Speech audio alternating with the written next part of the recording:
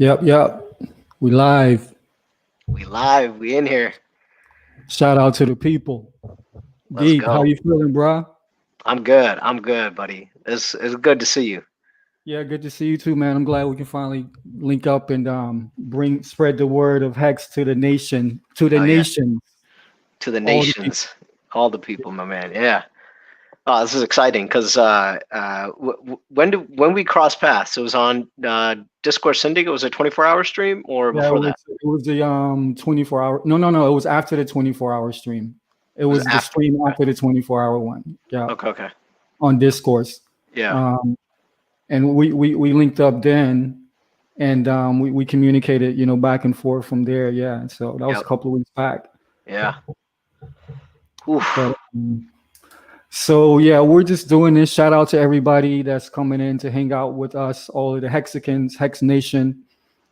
Um, I Yay. I I myself, this is my maiden voyage. This is my first Hex cast. I'm glad to be doing it with my brother Yas Deep. So hopefully you guys will enjoy. We got a couple of things we want to share with you. So for those of you who didn't know, we're calling this stream the Psychology of HEX.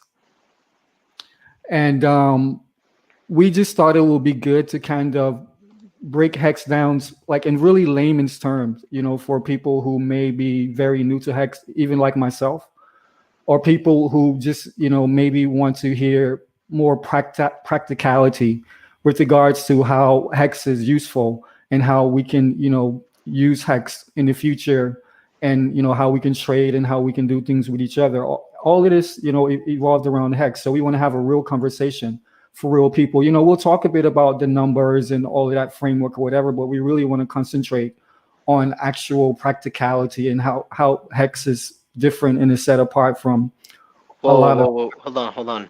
Are we really live? Yeah. Because I'm on the YouTube. Hold on. I'm on the YouTube, and it says nothing's loading up. It says it's gonna go live in a minute, or it says it's waiting on you.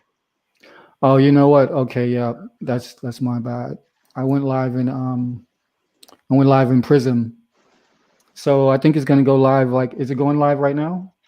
And it just turned. Because I can go live manually as well. It still says waiting for you, so I don't think so. Okay, yeah. I'm just gonna go manually right now. Yeah, because I'm starting to see some comments in there, and they're not showing up in. Yeah, I'm seeing some comments: first, second, third, children of the grave. All right, we're about to go live. All right, we should be live in a sec. Okay. I'm glad you caught that. Yeah, because I was like, yo, usually people fill up the chat real quick, and I didn't see that. So, all right, so we should be live now. Check. We live. So there's usually a delay on YouTube before it kicks in, so maybe give it another 10 seconds or so. Yeah, oh good. So yeah, we've been live in StreamYard, but not YouTube. So now we should be live in. Which is weird because usually it links up like it's synced. Yeah, I know. Actually, I probably didn't sync mine, but I think I'm seeing it right here. That's weird. So. Okay, we got one comment. Hello, but I don't see that comment in. That's in StreamYard, yeah. So yeah, I see a comment in StreamYard from YouTube, but when I go to YouTube, I don't see that comment from the DAP God. I only see first, second, and third. The last comment was from Children of the Grave, and I don't see those comments in StreamYard. And it's still not showing. Okay, yeah, I see. Yeah, only see that. But the DAP God says we're live. Okay. What? I'm confused. Did I send out the right link then? Yeah. Let me see. Technical. That was definitely the right link. For sure.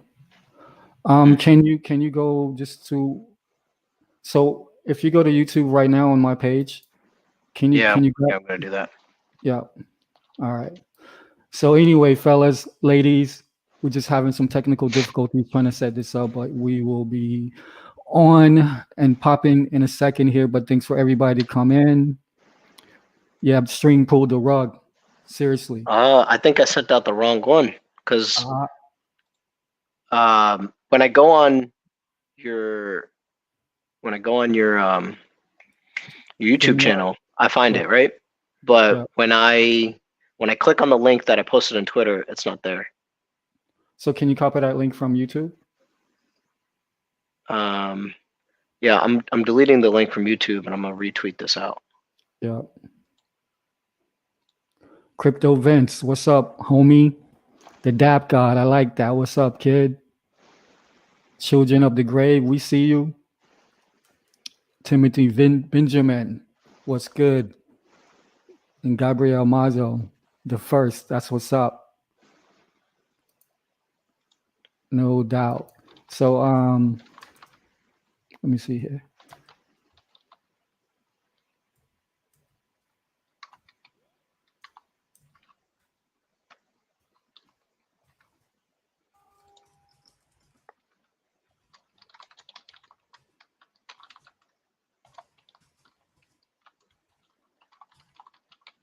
So you guys just make sure we're coming through loud and clear. And if you can, grab that link and okay, I don't know.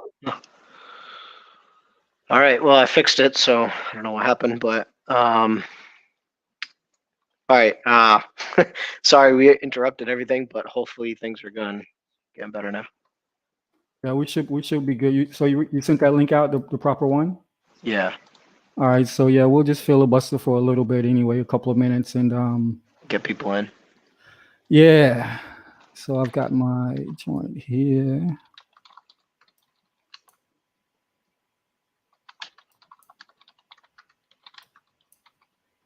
All right.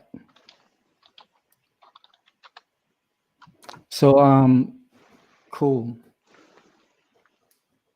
That's what we're gonna do then. So yeah, fellas and ladies, we're gonna get into the psychology of hex today.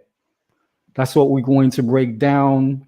We're gonna talk about just the nuts and bolts of hex, just we're gonna get under the hood, but not too far under the hood because we know y'all like how it look. Like that sports car, right? we're gonna get under the hood, but we're not gonna let you look too long because I know, at the end of the day, people just want to know how they can be secure, right? And really make moves outside of going to work every day 9 to 5, regardless of how successful or what ladder of success that you're on. Everybody wants that freedom to kind of, look forward to doing what they want to do with their life. So we think that Hex is that product amongst all the products that say that they're DeFi and they offer all of these things or whatever. Hex is exactly what it says it is, and it does exactly what it says it is going to do. How about that? That's quite novel in crypto, I know. So yeah, we're just gonna wait for the room to get filled in. Everybody get your popcorn, grab a drink, grab some notes, get your mind fresh. So we got a lot to talk about. Okay, I'm sending this out to Telegram. Hopefully cool. That's what's up. Definitely. All right.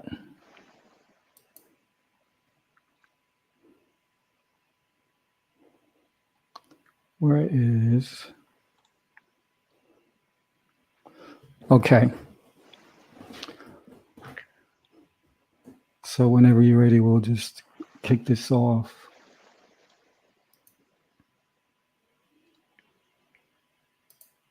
All right, I sent out the links, but still only see one person following. That's the Dap God. Sure. How long have you had this channel? Like, what else do you post on this channel? I've been posting for, you know, relatively consistently for, you know, a month or two now. So yeah, generally it's pretty consistent with regards to, you know, for me just going through, because I'm using Prism right now, Prism Studio Live. So from I go live and I set it up, it syncs with YouTube like every time. So that's all good, yo. I mean, you know, if you sent the link out and it's in the chat and in Telegram, then hopefully they'll start falling in. You know what I'm saying? Yeah. I'm gonna send it out to the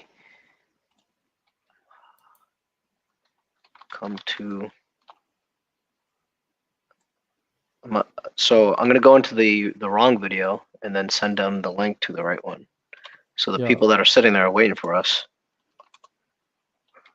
Yeah, that's weird. Yeah, there's 6 people waiting over there. To the first link. Yeah.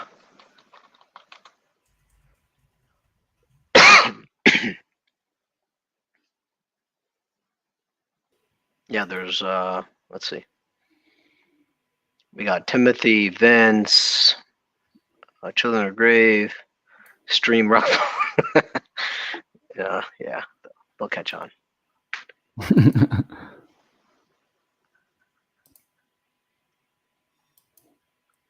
Yeah.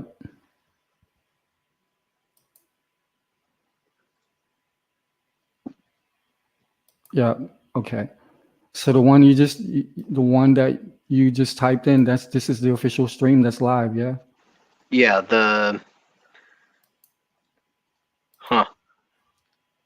doesn't show up in the comment. Oh, okay, this is strange. When I go to StreamYard and I look at the comments, the comment that I just posted doesn't show up. But when I go, that doesn't matter. Doesn't matter. Yeah, they have the right one. Hopefully they'll start trickling it in. Yeah, that's weird because they were syncing up here. Let me see.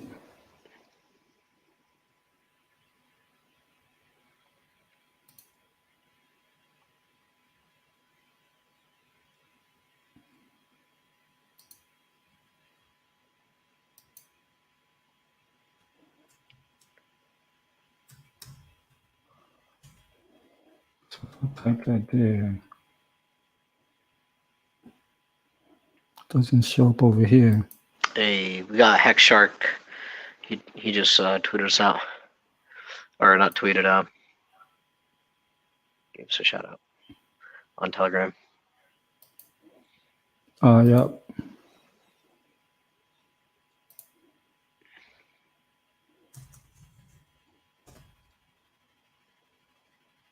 All right, cool.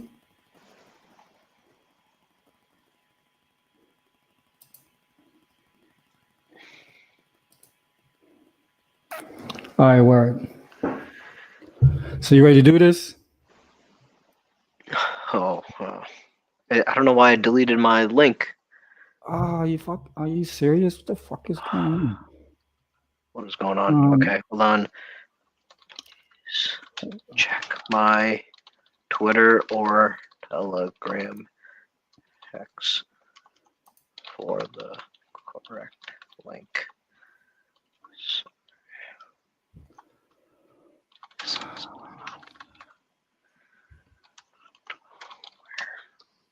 So if I go view on YouTube.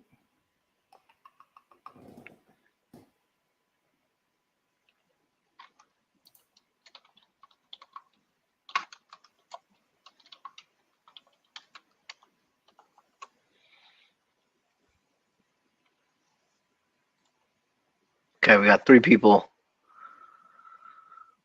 I think they are finally starting. Yeah, this is back up. Yeah.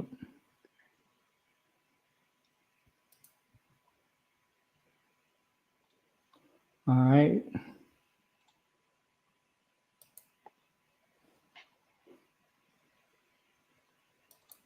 So yeah, it's definitely we're definitely live on StreamYard. I just double checked, hopped into Yeah. the YouTube page. Yeah. So Yep. all right, cool. What up? Let me just. All right, we ready. Let me just type this up real quick. So I don't know. So when I look at the wrong link, it says Prism Live Studio for the one that's not working. Yep. But when I go into the one that is working, it doesn't say Prism Live. Like there's no hashtag for that. Yeah, no, that's all good. I'm just mostly I'm concerned about just the one for so this one in StreamYard, that's the one that we need to get going.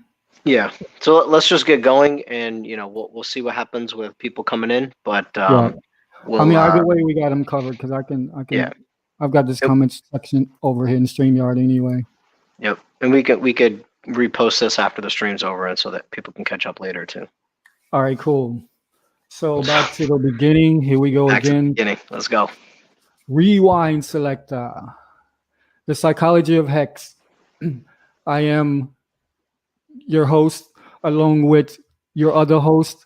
Black Dot Chronicles is the spot. I'm here with Yas Deep. Where you at, Yas Deep? I'm here. What's going on? Oh man, Man, we just had some technical difficulties, but we in here now. It's all good. Yeah, we here now. So hopefully you guys are still with us. We apologize. And yeah, but we'll make it up. We got a lot to talk about. Um, we are calling this particular section the Psychology of HEX, where we are going to break down and get into the nuts and bolts of what HEX really is about, how it works, the different use cases for HEX, and basically how we can use HEX in everyday life. And from short term, medium term, and long term, we feel like HEX is a tool on the blockchain that has multiple uses with regards to saving, investing long term, and getting high yields back on your return. What do you say about that, Deep? Absolutely. I think it changes the way people view the world. It gives them an opportunity and maybe even more so hope for a very good future, which right now the last thing we have is stability, and to have a high interest rate over time, I think that gives people hope for something like that they have something to look forward to. Yeah, I agree, no doubt. So we're gonna get into all of these things, that the origins of HEX. So we'll get into a little clip from Richard Hart himself. We'll let you hear from the man. In its own words, and as he describes a couple of main components of HEX. We'll also talk about how HEX works, just the basic, mechanics of HEX. And again, as I said before, we'll also speak about the use cases of HEX as well. So first, Yazdeep, since you've been in the game a bit longer than me, why don't you kind of explain to everybody how you entered the HEX game and what really inspired you to put so much energy into HEX? Well, my story starts kind of like from having a very independent background. I like to be self-sufficient. I like to think for myself, and I've always kind of bucked the trend kind of guy. Kind of always challenged the status quo, and that goes with anything. And even it's funny to say that, to be in crypto, that I'm challenging the status quo even within side of crypto. That was attractive for me. So when I got into Bitcoin, that was back in like early or late 2016. It was because gold wasn't doing what I thought it was going to do. And the dollar, I had, all this understanding of how the dollar was basically just being inflated all the time, and that there has to be, there has to be an opportunity somewhere. There's always opportunity, and it has to be somewhere. And the dollar was presenting that best opportunity. And I finally met, this shiny little coin called Bitcoin, and I kind of, I invested pretty heavily in that and Ethereum. I never really got into the other scams that were out there, or any of the other coins that were out there, just a few of them. But I found out about Richard Hart in mid 2017, And the way he kind of spoke and his charisma, his enthusiasm, his like in your face attitude and kind of challenging the status quo, it's very much in line with how I am and my personality, and the way I think. And so I always have like a litmus test for like bullshit, right? And he just, he kept like, he would say all the right things and then push it further. I'm like, oh damn, I didn't think about it that way, right? And so I'd be like, okay, I'm on board with you up until here, but then he would push the needle and add that another 20% of information that I didn't have. And I'm like, okay, this guy's onto something. And so since then, I've been rocking with him. Then when he finally developed Hex, I knew before it launched that I was going to end up going all in, but I didn't do it the first day. I did over a little bit, but over time, I just knew the thing was sound, that it had been audited, that it was a complete project, immutable. The fact that you can't change the code, those things were attractive. It fixed all the things that Bitcoin was supposed to do.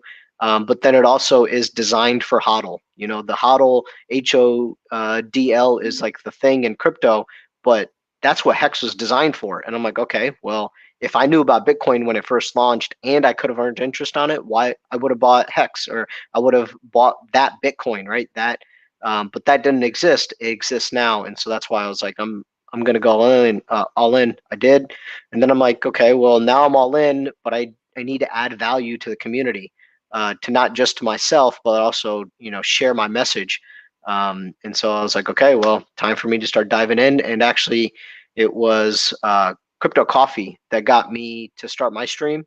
And so this is kind of like me paying it forward, kind of bringing you on to get you started on your. Yeah, I mean, you already do videos and stuff, but like at least as far as Hex goes, Yeah. I'm so excited to do this with you because, yeah, I think we've really clicked, and so I'm happy we're here.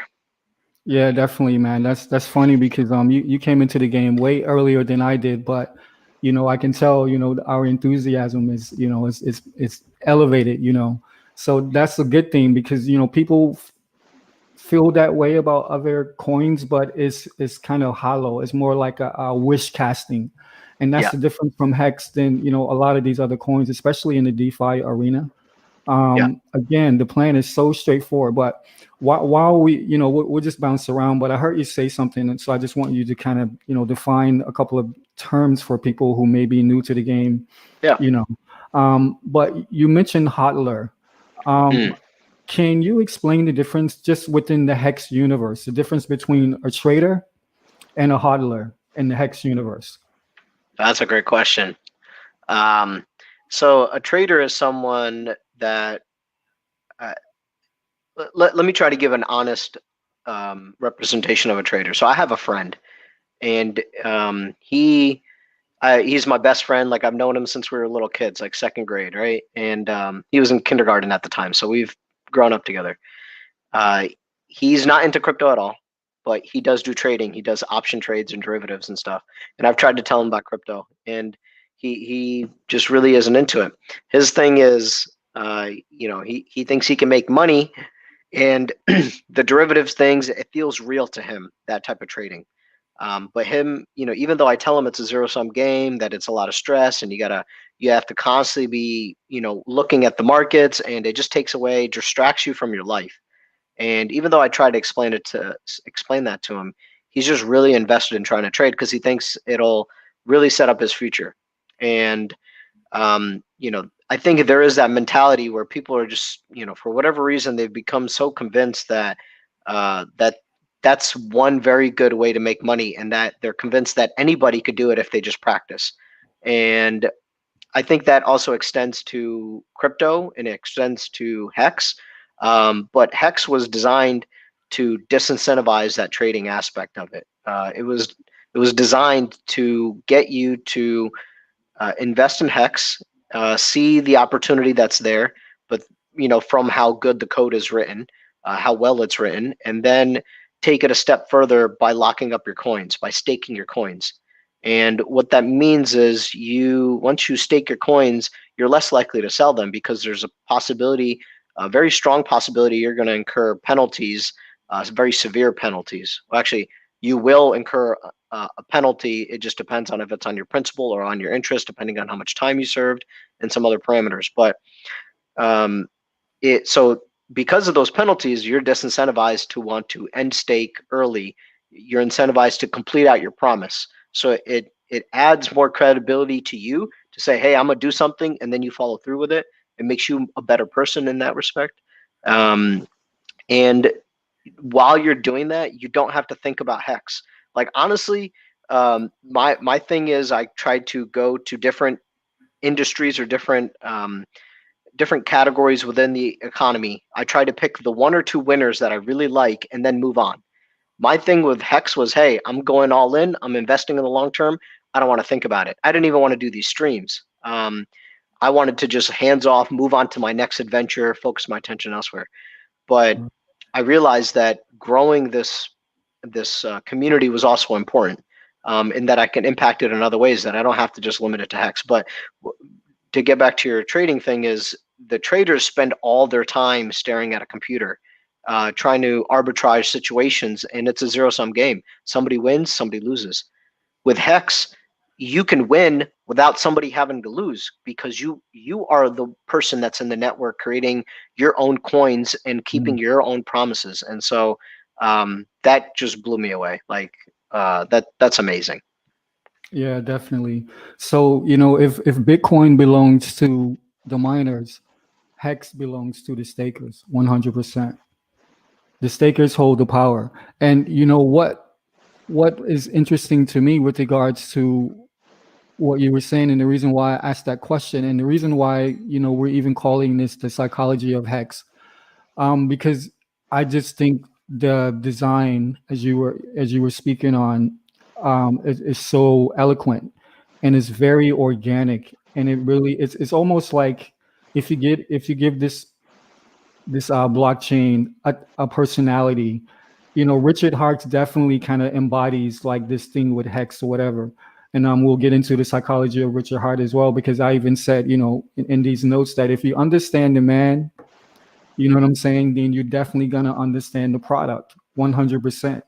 And so the reason why I asked you the difference between traders and hodlers in the hex ecosystem, because this is something that people really need to understand, even after a big payday. I still see, because I pay attention to this every day when I'm looking at certain stats, but I see these traders, coming in, with big numbers for 7 days, 5 days, 1 day, 27 days and things like that. And you can clearly see that this is not the design for hex. It's not designed for you to, day trade in and out of. Now, if you're in a position where you can afford to stake, let's say 10 million hex for 7 days, just to gain whatever fraction of interest that you would get on that, to me, I don't even understand that psychology at all. Like it just, I don't see, what the difference is. If you have this many coins to mess with, to me, why would you bother staking them for this small amount of time whenever your yield is going to be so insignificant compared to if you just held it for the amount of time to gain the proper yield? But to each his own. But what is very clear to me is that if you are a hodler and if you maximize the potential of the design, then you will always benefit.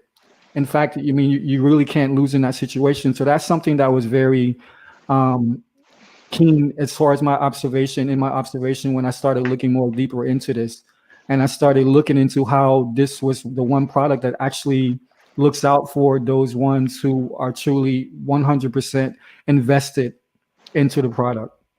That's a really unique situation. And that's why before, again, I just, I'm like maybe 2.5 months into Hex. I can't even remember, maybe not even that long, but I came in, just before big payday, maybe a month or so before big payday, month and a half. And since big payday, I've done 15 stakes beyond big payday. I've done 15 stakes since then. So, again, only because I know that this is something that is so clear when you look at the formulas behind it. It's very simple.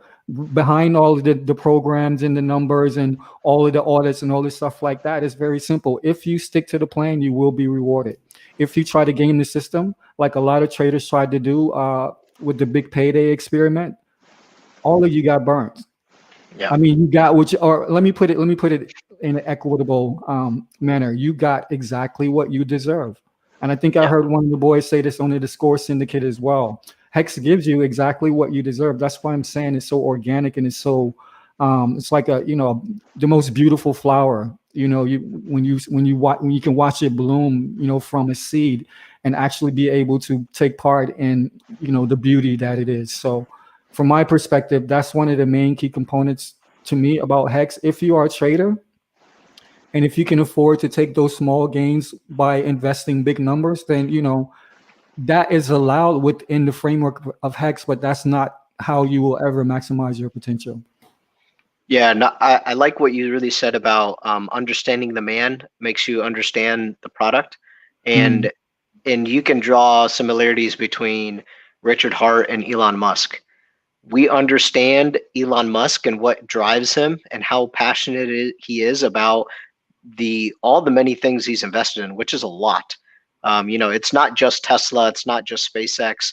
He has Neuralink, he has his own schools that he started. He has Starlink, which launches internet for around the world for anyone, and so many other things. He has OpenAI, which he launched to create AI systems. And so when you see his passion and how well he executes on it, that's what people rally around. That's a lot of the reason why people are so passionate about Teslas, because they see the passion in Elon Musk. And so I agree with you 100% there. I think in a lot of ways Richard Hart embodies that in the same way. And because he obviously cares so much. The time that he's freeing up for people by allowing them to invest in good products will help move society forward, and then help with the innovation to help us live longer, because that's his ultimate goal. And the fact that we know that, it's attractive. It's like, hey, this guy has a really good vision and I want to support it. And so I agree with you there 100%. And then the other thing you mentioned is like, why would somebody stake for 7 days or something? Doesn't matter how much it is, why would you do small stakes? And it's crazy because the traditional CD market was set up for you to stake 1 to 3 years, very large sums, or whatever you could afford, but reasonably $1,000 or more, right? And so yeah, I mean, I think eventually it's going to evolve into something like that. But the fact that you can set short stakes, I think could be valuable in the sense that, let's say you have a full ladder set up and everything's complete, but then you have some money coming out. But maybe you take most of the principal, you roll it forward, and you start at the end of the ladder. So let's say you have a ladder out 15 years, and then when your latest stake is maturing, and thank you, lights out. When that latest stake is maturing, that ends. You mint your coins. You put the principal back out 15 years, 5, 5, 5, 5, and then maybe you take the interest and you spread it out over a shorter period of time, because maybe there's some volatility and you need to do like 7, 30, 7, 14, 30 days, whatever. Just keep extending it out so that that you could. So my strategy with exiting Hex, when you are ready to exit, is you pick an amount of Hex, and you pick and you pick a timeline, and you stick to it. So no, sorry, you pick a price point and you pick an amount. So let's say you have 100,000 Hex. You say, okay, I'm selling 10,000 Hex no matter what when it reaches 1 cent, period. Then I'm selling another 10,000 Hex when it reaches 1.5 cents, and so on. And just sticking to that. And if you could set up another smaller ladder to help you gauge that, then there's some opportunity there. So that was a long-winded answer, but I just wanted to explain how maybe there's some opportunity, but it really shouldn't be your bread and butter to set these small stakes. It should be, yeah. So yeah, and this is where you will have to get into a bit of the analytics. And again, Hex is beautiful because this I've never seen a blockchain product that has so many useful tools as Hex. You know what I'm saying? Like, and that's no lie, but this is one of the times where you'll have to get into just minimal analytics, and you'll clearly see if you do the numbers proportionally, you're never going to make more money, or you're never going to make more Hex by playing the short game. It's just not designed to do that. Right. So again, proportionally, it doesn't matter if I gave the example of 10 million Hex, but even if you had 1,000 Hex or 100 million Hex, the short game is the short game. Proportionally, you're going to get the same. So if you play that game, just understand, if you're new to Hex and you're not trying to necessarily be a trader, or if you don't really understand the dynamics of Hex, the first thing I would say, as always, you got to do your research. Don't take my word, don't take Deep's word for it. Do your research and come up with your own conclusions. But again, anyone that has, an elementary level, brain and shit like that will see easily that Hex is not to be traded for short-term gains. It's just that simple. But real quick, I just want to touch on something, and it's just kind of like a quirky little antidote. But this is kind of, leading into what I'm saying about if you understand the man, do you understand the plan? So this was maybe a few weeks ago. And wifey, I'm sure she's probably like a lot of girls and stuff like that. Not all girls, because we do have a deep community of the female representation in Hex as well. Yeah. But my wifey, she's just not, whatever. I'm telling her all of this stuff. I'm so excited. She's like, yeah, okay. Yeah. So, but so I'm showing her like this one clip, and Richard Hart is in the clip or whatever. Yeah. And we have this thing, and I'm sure you can appreciate this. We're heavy into astrology. Yeah. So she's like, I wonder what shit. She goes, what is this sign? I was like, I don't know. I never looked it up, but she asked about his rising, and I was like, I don't know, but I'm probably gonna say Sag rising or whatever. So immediately she goes boom, boom, boom, like she always does, and she looks him up. Not only is he a Sag rising, but he's actually a sun in Sag as well, right?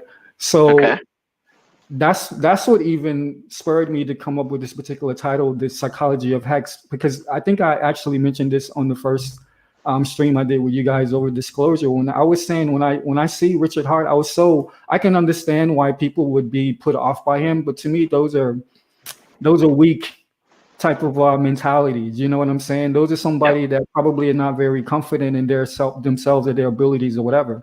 But again, because we're into this astrology thing or whatever, this is like a little game for us. But I thought it was, once I understood that nature of him, then I could completely see that this guy, he commands respect, but only based on the efforts that he puts out. That's a Sagittarian thing. I understand that as well, because I'm a Sag rising, so I can resonate with that purely. You know what I'm saying? And also, as a Sag rising, I know that I myself, more than anything else, demand loyalty. Okay, this product demands loyalty. It rewards loyalty. It's very simple. You can look at all the analytics. You can compare it, proportionally year by year to Bitcoin, to Ethereum. But at the end of the day, if you really want to get into the nuts and bolts, just understand these key critical things. It's about loyalty. It's about consistency. It's about doing what you say you're going to do and having a spine about the things that you put your time and energy into, and being aware of what you put your time and energy into. So for an example, all of these people who were raising holy hell, leading up to this big payday and shortly thereafter, all of the aftermath from that, you're only upset because you didn't do your research. Because if you did your research and you understood the product and you're still upset, then that makes you an idiot. So I hate to be harsh and use those type of terms or whatever, but what else can you say to a person who everything, there's never been a product in my short time in the game, and I've looked at tons of blockchain products. I've never come across a product that is so open and transparent as this particular HEX product, and yet so many people try to, talk their shit and throw their FUD on the product, but you can't. And that's why right now, as we stand, Hex is on an incline, and it's been slowly but surely it's been maintaining, and now it's going back up to where its rightful place should be, because people believe in this product every single day. I'm not concerned about the people that are, investing big numbers for, small periods of time, these traders, but I'm looking at people who are invested in five fives. And these are massive numbers that are going into this thing. What other product can you tell me right now that people are so sure of it that they're willing to invest 5 years, 10 years, 15 years down the road? Go ahead, I'll wait. One product. Yeah. No, dude. And you know what I really love? I love how quickly you picked up on this, because you said you've only been in, maybe like a couple months before a big payday, and Yeah, you got it. Like, it was intuitive for you. And you're diving deeper and deeper into the different strategies. You're diving deeper and deeper into obviously streaming and, being in the community. You joined us on Discord Syndicate, and you got it. Like, you know that it's a long-term thing. You know that you're the system. You make your own rewards. And I saw that. That was funny. Um, Barely. You have to say it in the ASMR voice, and then she'll start to understand. That's what you got to do, buddy. yeah, that's um, funny. yeah, but like, props to you, man. Like, that's awesome. And we were just talking, like, before the stream even started, like, in the backstage, and we were really we were clicking on a lot of things. So Yeah, it just yeah, shows you the kind of quality. And like, Barely's another really good dude. You got Lights Out, Timothy, everybody that I know in crypto, they're all really good people. yeah, And we all try to reinforce each other. We're supporting each other. Like, I've always been like a lone wolf and stuff, and I'm like, I'll do it on my own kind of mentality, and I've done great for myself, right? But it's crazy to me to have support from other people now, because the community is just that good. It's unreal. yeah. No, that's dope as well. Because I mean, at the end of the day, that's one of the main reasons why I even decided to go live as well, because I've never really seen a community as far as the blockchain is concerned, like this Hex community. And obviously there's difference in philosophies and stuff like that or whatever. But I like the way, even when you have a little dust up, a difference in philosophy, we keep it in house, we keep it in the family. We resolve it and we keep it moving from what I've seen so far. So to me, that's very unique.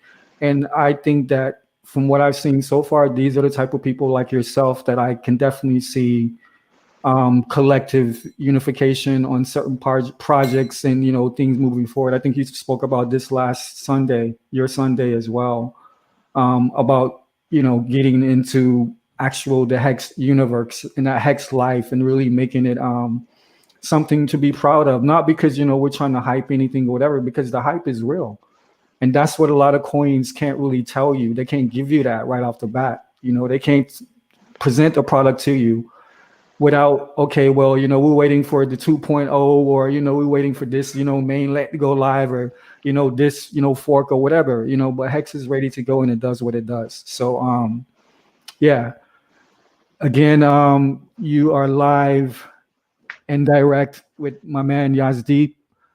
I am the Nine Ciphers. This is Black Dot Chronicles, and we're dealing with the psychology of Hex. And again, we just want to thank everybody who's hanging out, listening in. Hopefully you guys are getting some inspiration from this. Feel free to comment, and any questions or thoughts or whatever, just keep it moving. But I just want to also, as we get more into Hex, I'm sure everybody in here, we know Richard Hart, but maybe some people who may see this down the road have never heard of Richard Hart. So what I want to do is just play a quick clip, maybe a 3-minute clip deep of Richard Hart and him just kind of explaining some of the key principles that we already spoke on. So we're going to do that right now. Okay, let's do it. All right.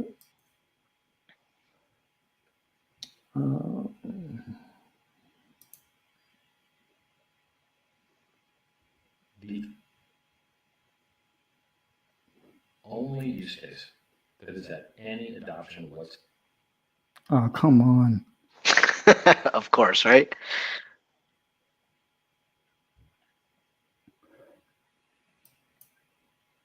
audio works though. So okay, yeah. Speculation. Story. You have got to be kidding me. It's probably because we're streaming. It's been storming over here, though, and you know, as contrary to popular belief, Australia is not necessarily a major nation when it comes to technology, bro. Yeah. I'm over here on copper. So anyway, we won't go there. Okay. My bad. Anyway, but it's just things that we've already spoken about anyway. Let me just stop that screen real quick. All right. Yeah. So that it's just basically what we have spoken about, which one of the tenets you mentioned before was like sound staking foundations, you know, and how and when to do your stakes. Nobody can really tell you, right? Once you understand how the game works. So you have stakes, you got T-shares, you got bonuses for staking longer, and then you have the 20% for staking annually. So you have all these different components of HEX. All of these things, and then also you have individuals that end stake early. You know, we get half of that, and the OA gets the other half. So within the 20%, you get all these extra little bonuses and interests that ultimately build up to a very fat bag in a very small amount of time with HEX. So one thing that I realized, and again, to me, it's just like a work in progress. When I started to hear people talking about staking ladders and all, I'm like, what the hell? What's this staking ladder? But I mean, I guess I realized that I was doing staking ladders anyway, but I just, you know, probably wasn't going into the depth and the dynamics. You know, some people have crazy staking ladders. I'm like, wow, that's amazing. Yeah, you know, but to each his own. But the main thing is, like you said, you have to be willing to go through with whatever it is. You know, if you're going to do a year stake, then just know that stake is there for a year. Whatever happens, it's all good. Yeah. Or if you are planning on taking it out based on like a price point, like Yasdeep was saying, then you got to understand the penalties that go along with that. But again, having sound staking foundations, understanding really what this product is about, and really understanding what you're in it for. You know, you really have to be honest with yourself. Like, what are you really in this for? Are you in it for quick gains, or are you in it for the long run? Yeah. So once you set those parameters for yourself, or let me keep it to first person. Once I did these things for myself, like I said to you, like to me, Big Payday was just like a launch pad, because from Big Payday, I literally have done 15 stakes, going out 15 years and everywhere in between. And I plan on doing at least, you know, that amount more within the next year, because to me, you know, it's about dollar cost averaging, which simply means you buy what you can afford.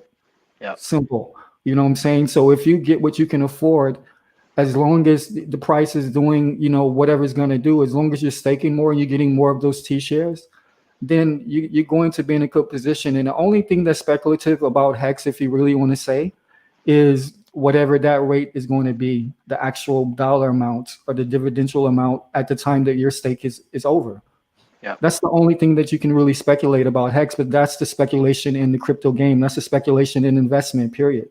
Yep. But the one thing that is different, you know, one of the many things that's different in HEX, and I just want to make this clear, is the fact that all you have to do is stake your coins. That's it. 20% annually. And if you're staking for longer terms, then you get, you know, extra coins thrown on for that as well. So it's really not much to HEX in the sense that, you know, from the point that you make your purchase from ETH to HEX, and then you do your stakes, you know, once you get on top of that process, then you just watch your money grow. Yeah. No, you can make it as simple and as complicated as you want. And that's the thing. Like I have family friends, I actually have some family that are listening in. He said something funny. Do you watch NBA? Do you follow NBA? Yeah, I do. Okay. Yeah. You know who Chris Bosh is? Yep. He was like, "Hey, is that Chris Bosh?" Chris Bosh. Yo, Miami's my team, bro. Yo, Miami's my team. I rep Miami hard. Before I came over here, I was actually living in Miami for like 6 years prior to coming over here. So yeah, man.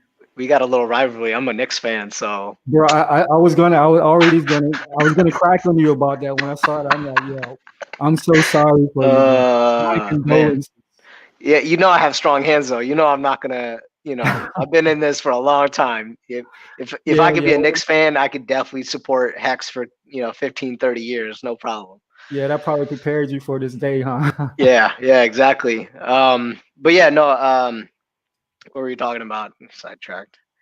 Yeah. So I have like friends and family that I got them involved. I explained to them as much as I could. Now my kind of thing is I like to really explain a little bit too much because I want them to know the full picture. But their side is like, hey, just tell me what I need to know, and and that's enough. And but I've got them set up and they're not really worried about it. I had them download a staker app so they can see when their stakes are expiring.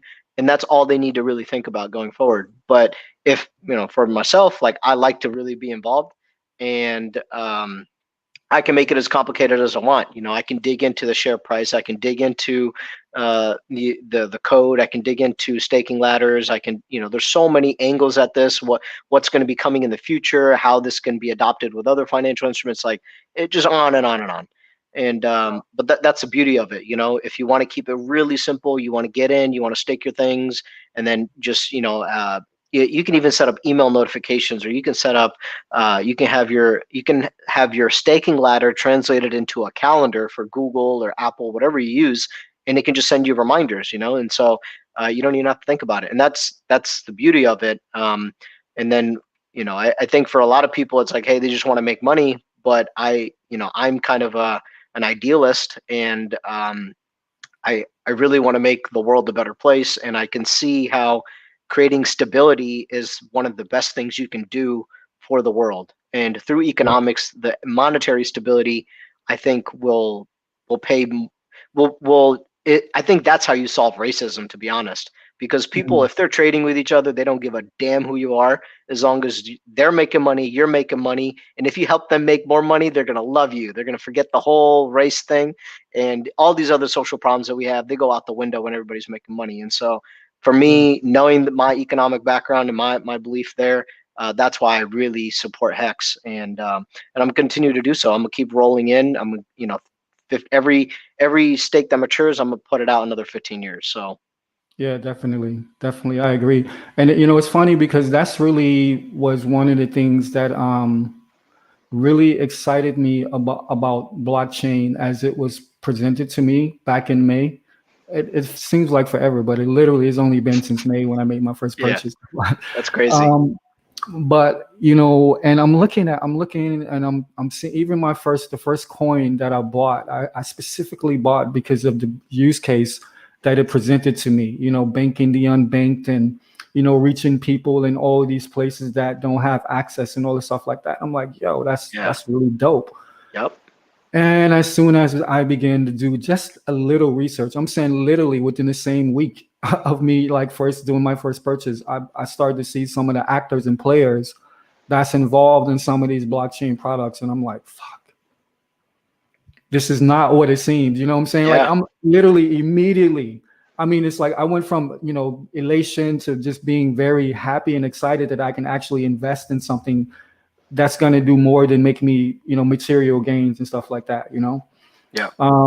But again, once I realized, what was what and who was really behind a lot of these things, my whole excitement, it just became very satiated. And then when I started to get even deeper, and I kind of saw how people, all the talk and all of the excitement surrounding a lot of these products, which, and we'll get into this, but as far as I'm concerned,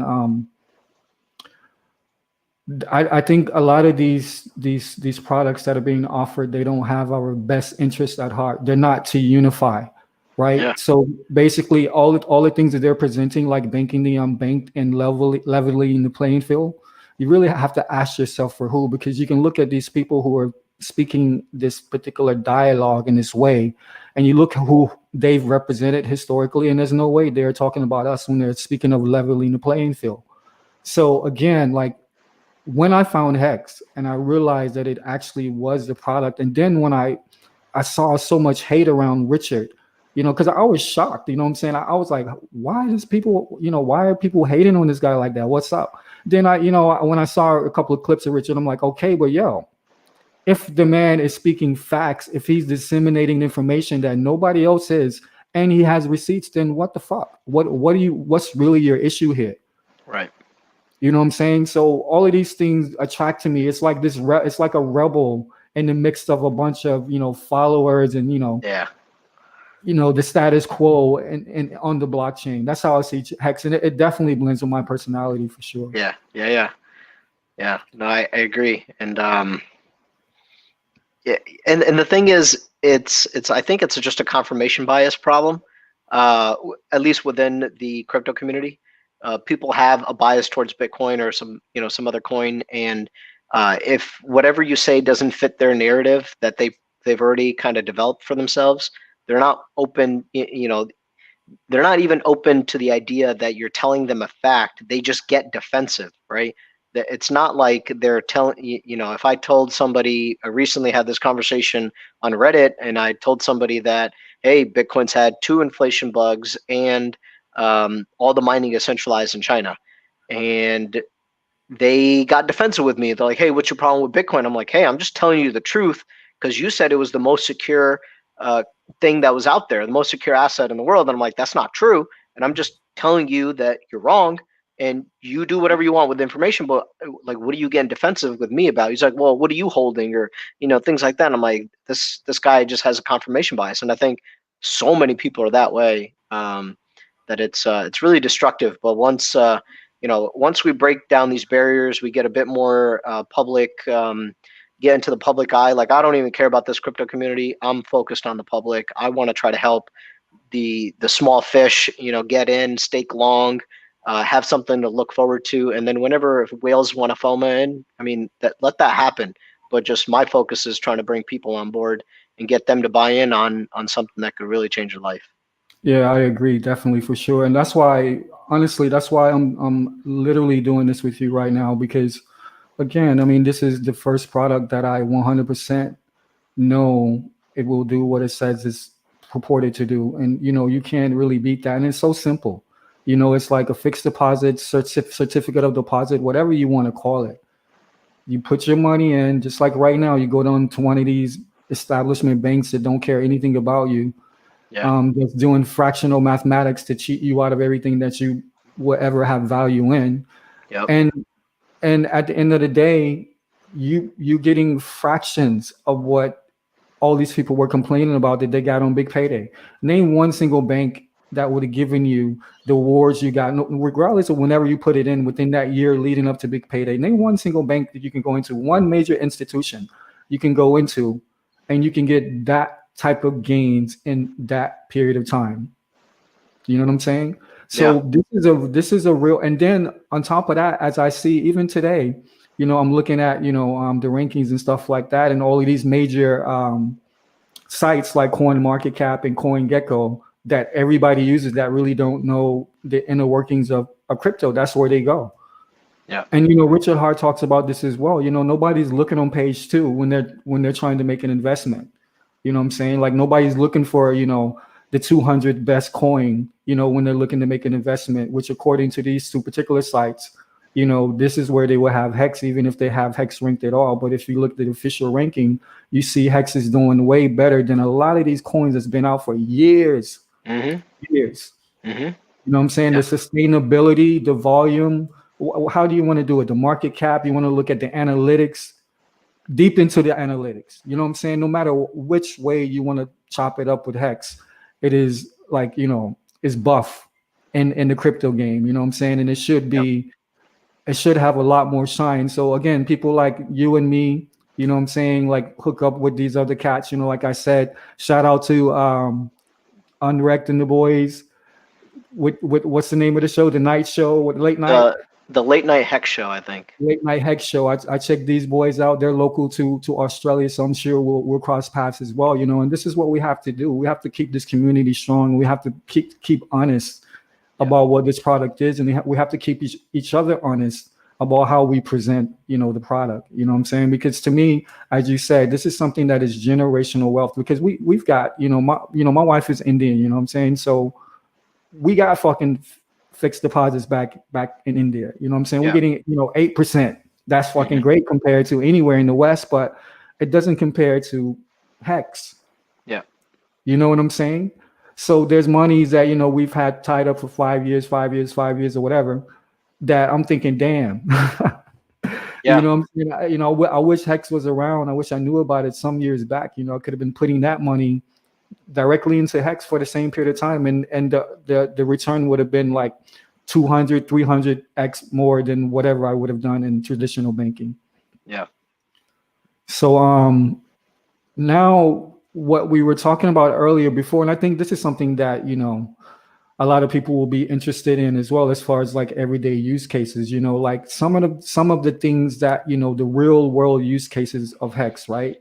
Last Sunday when I was speaking into your broadcast, you were actually touching on some of these things, like how we can actually use HEX in everyday life, as far as like personally, with regards to just long-term investment, estate planning, and also like enterprise creation as well and development. So you want to get into that a little bit, maybe talk about some of the things or expound on some of the topics that you were talking about last week, because I think that's very necessary for people to hear. Yeah. And I wanted to add one thing. Since HEX is already a product, it's complete. There's nothing more to be done. What we're building here is a culture. What we're building here is a community, and we all have, and we're all coming together. Well, no matter where we are in the world, we all are building a culture together. And I think that's an underrated aspect, or it's something that we haven't really talked about enough yet. But since we're on the psychology of HEX right now, that's exactly what we're doing. You and I right now, we're building a culture. All these guys that are in the chat right now, we're building a culture, and our culture, our HEX culture in crypto is by far the best, and we're growing, and we're squeezing out the bad cultures that exist, and I think that's underrated. And if we really want to look at the impact that Richard is having, it's this right here. It's not as much, like obviously this wouldn't happen without HEX, but this is equally as powerful. And so okay, going into what you were asking, building enterprises, building, getting a little bit deeper into this. I actually just got a message from my brother-in-law asking, how do we use this in everyday transactions?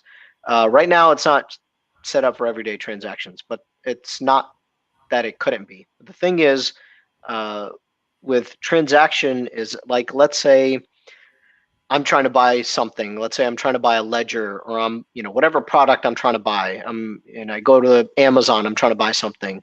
Soon as I sell my HEX to that company, to that person, whoever I'm, buying something from, they have an incentive now to sell the HEX that I just gave them. So even if I did a transaction from one wallet to another wallet, now there's some sell side pressure to sell HEX on their side for USD or whatever they need to, pay for their taxes and whatever else and their other expenses.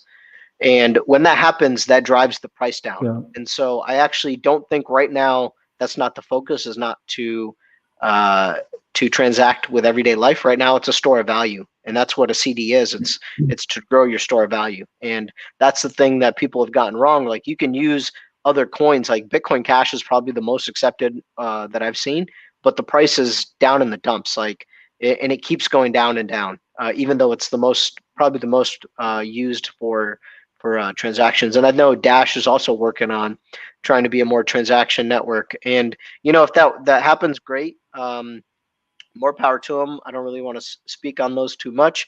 But what HEX is, it's not made for that. It's not. You can develop payroll systems with HEX, but again, you would have that sell side pressure. It would be the same problem that Bitcoin has with mining. When you mine your Bitcoin, now there's an incentive for you to sell it, because you have to pay for electricity, you have to pay for your expenses and all this other stuff. And so that adds sell side pressure to Bitcoin all the time. Every month, there's millions of dollars worth of Bitcoin being sold because they have to pay for their expenses. In HEX, you don't have that sell side pressure, which helps with price. Again, store of value. So hopefully that answers this question. But as far as expanding further into more enterprise and things, one, my focus is for marketing. When my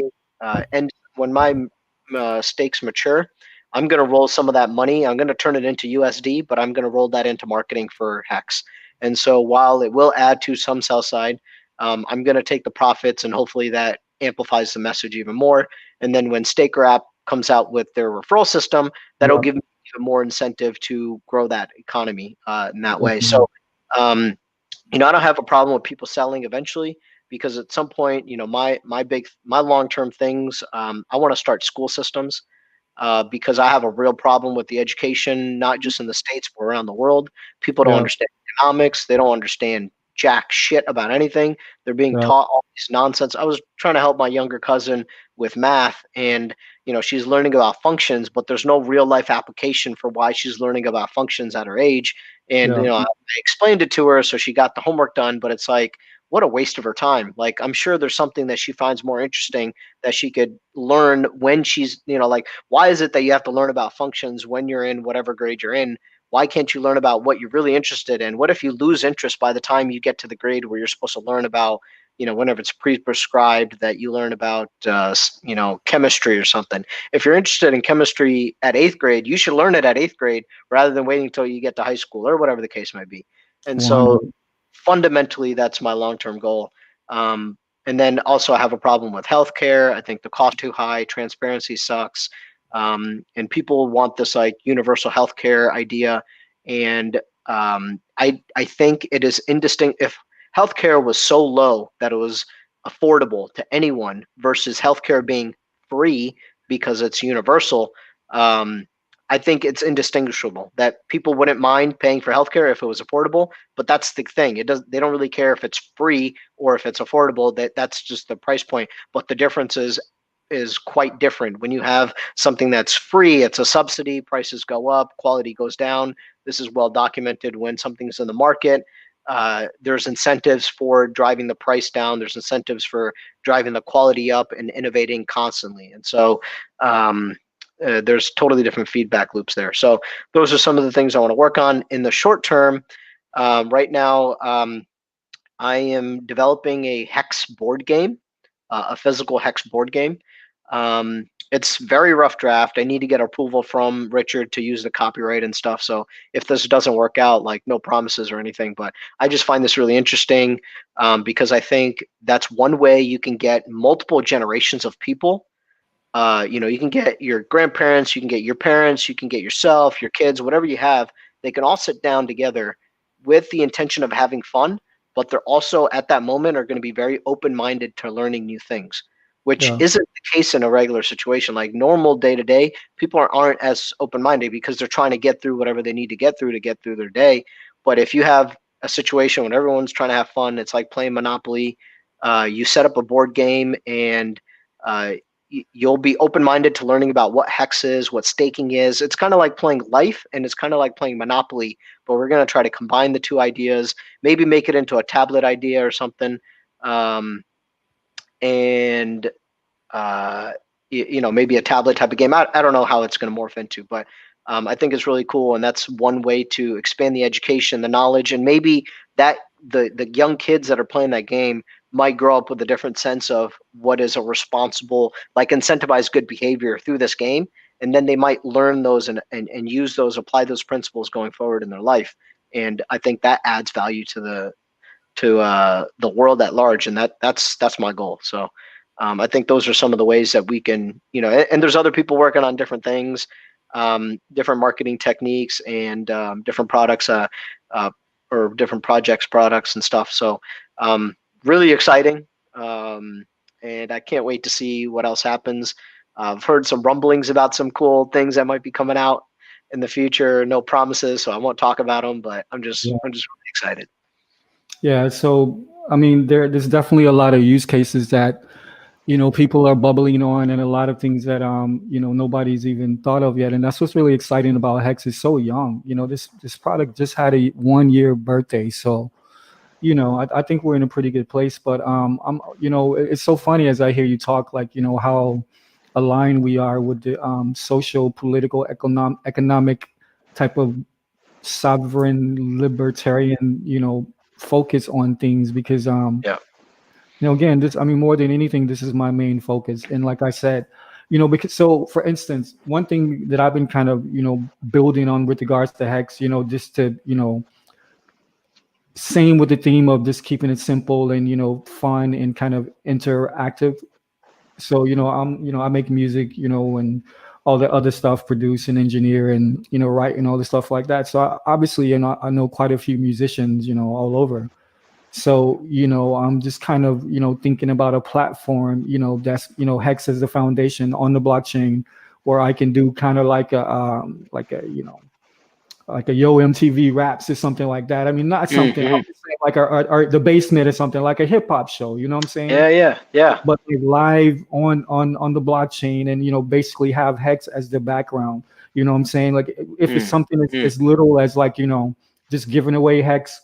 You know what I'm saying, to like whatever MC got the dopest freestyle, or you know what I'm saying, or like just really starting to trade in Hex. You know what I'm saying, on these levels with for beats and all start of a this stuff. contest. Yeah, like Yeah, hey, spit me some lines, and whoever gets the most votes, you gift them some amount of Hex, or some exactly. community pool kind of gift somebody, Yeah, because man, just let the we've audience had some decide. music come out. Have you heard Freddie Quotes came out with the song? Did you hear that? No, but I actually just found I think it's like a Hex. I just on Twitter, it's like a Hex radio or a Hex music or something like that. Okay. There's a someone has a Twitter handle. I just saw it like just in the past 12 hours. Okay. So maybe that's what it is. But no, I haven't heard any Hex music at all. Oh, dude, I'll tweet you. It's good. It's catchy too. It's real catchy. It's real hype. Yeah, I get excited. So like, yeah, I could see, if we get, it'll get somebody like, hey, I'll earn some Hex or something for, spitting some lines. Anybody that's, up and coming, throw it on SoundCloud, whatever. Yeah. Yeah, that's a really good idea. Yeah. So, I mean, again, just that was just something that just came to me just right off the top of my head, whenever we spoke last week, and we were talking about putting this piece together. Yeah. But I think something I also think about, which is obviously more serious and, things that we would probably have to keep within the community within our groups until we actually launch some things or whatever. But, I know this is kind of already incubating because I see a lot of the broadcasts from Disclosure and a lot of the guys that they bring on and shit. So I know there's a lot of think tank type stuff going on in the background, Yeah. So I mean, really, especially once we can, move more freely, hopefully sooner than later, we can start, really getting together amongst the Hex community, and those ones of us who really see like or have a vision or want to kind of and assist with, crafting out a vision for Hex, because I mean, it can go either way. I mean, it does what it does, but the things that we can do, like with regards to what you were saying and what I was saying, those potentials are infinite. And so I think that, with the upgrading of the technology, even like with the Staker app, that gives us a bit more leeway to kind of interface with people and bring people in. But I mean, the capabilities are infinite with regards to what we can do with Hex. And I'm saying like as far as like full on marketing, like you're saying, but also, use cases based on these things that you and me are talking about. Like for instance, one thing that I want to do like a long time ago, like the first time I went to India, the places I went around to, I just had some ideas in my head of things that I could do like perpetually to make a small difference, So one of the things I was thinking of doing was there was this one water filtration system that was around like about a decade ago or whatever. It's from America, but it's all like solar powered, and it was very unique as far as like, and they had industrial scale versions of them as well. So I just thought, I would just kind of do something where I've got some type of, organization where I'm just, installing these water filtration systems in different parts, of little villages or whatever. Some of the places that I saw that could be self-sustaining, like the parts were not expensive, very cheap. You didn't need really much mechanical behind it or whatever. So, these are the things, that kind of, I think about when I'm dealing with, the blockchain and the things that I want to do. And again, as I said, when I found Hex, I realized that just because of the purity and simplicity of the product and the fact that it does what it says it's going to do, it's actually organic. As this grow, this is something that actually I can grow with myself. So long story short, I've actually, within those 15 stakes that I've done post Big Payday, I've actually included stakes to actually execute some of these things that I've been wanting to do No for way. a long time. Yeah, bro. Like 100%. I'm like, why not? You know, and this is what I was saying about actual real world use cases for Hex. You know, and as you was explaining earlier, it's basic principle. It's a banking product. It's a CD, a fixed Yeah. deposit. This is exactly what it does. But Yeah. again, I mean, this is how you move in business anyway. If you're organizing some shit, unless you got like money out the wazoo and you got tons of fucking finance behind you, Yeah. people like me, like, you know, I've been over here in Australia and I've had, you know, my company, I'm in telecommunications and I'm a technician or whatever. So I know I've had a company for as long as I've been over here, you know, minus about a year from me getting over here. So, and I've dreamed of different projects and things that I wanted to do, you know what I'm saying, for like altruistic reasons and also just to build, you know, through the corporation or whatever. And I've never been able to really fully recognize that vision because of all the restraints and all of the, sending money to and from and all of these things that we know that the real world system offers us before blockchain. Yeah. And again, so once I found the blockchain and I got really excited, then I realized, hold on a second, this is kind of like a Trojan horse, which I'll get into later. I was renewed whenever I found Hex. You know what I'm saying? And every day since I first purchased Hex, like it was almost like every other day I first purchased, I was doing more stakes. And then I'm like, okay, well, let me just hang out.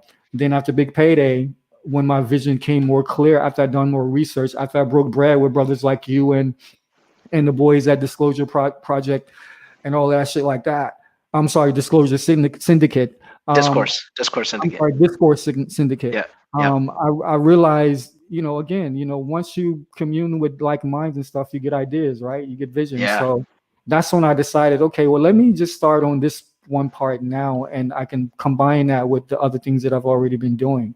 So yeah, that's what I did. I literally put out stakes based on projects that I want to execute that have nothing to do with like, me cool. personally. That's so cool, man. That's the best. Yeah, no, dude, I totally get it, because and this is the culture that I'm talking about, right? This is us coming together, feeding off each other, and look, we're trying to do things that are better for the world, right? People think that we're trying to make all this money because we're greedy.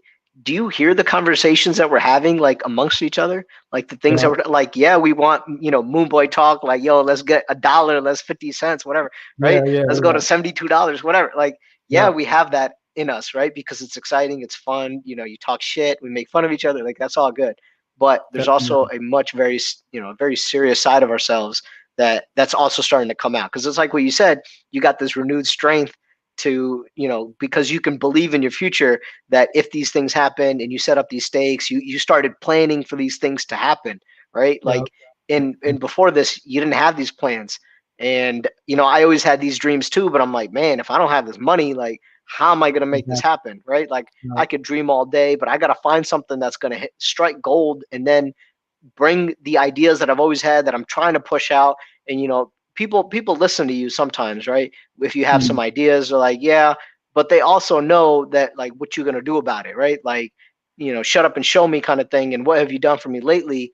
And I finally feel like I've been talking a lot of shit for a long time, and I finally feel like I have an opportunity to make it happen. And you bet your ass I'm gonna make it happen. So I feel you. I get so excited thinking about that. And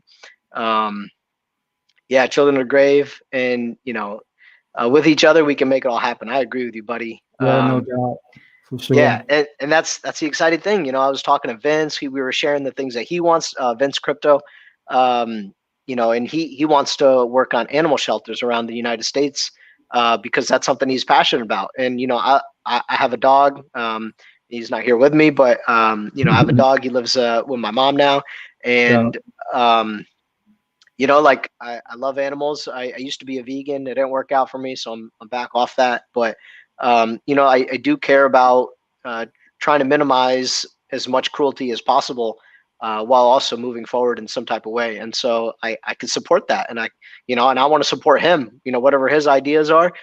Whatever ways that I can help kind of push his narrative through, however I can help you, because like, I'm Indian, and you said your wife's Indian, and I was born and raised in America, but like there's a whole, I'm sure you've heard the farmers strike rate that's going on right now. And so that's a really big deal. And I'm coming out with a video that I can try to explain in a different perspective that I think. So just to give you a little bit of context and everybody else, that there's a strike going on in India because they changed the laws where the government was providing a MSP, a minimal. It was basically like an insurance plan for the minimum price that you can buy goods from farmers, and now that's going away. They call it deregulation. What's up, David? They call it deregulation, and some people are like, "Hey, the farmers really need this," and I can see how the government doing that in India, they're gonna, by saying it's deregulating, they're giving corporations an opportunity to take advantage of people with a lot less means.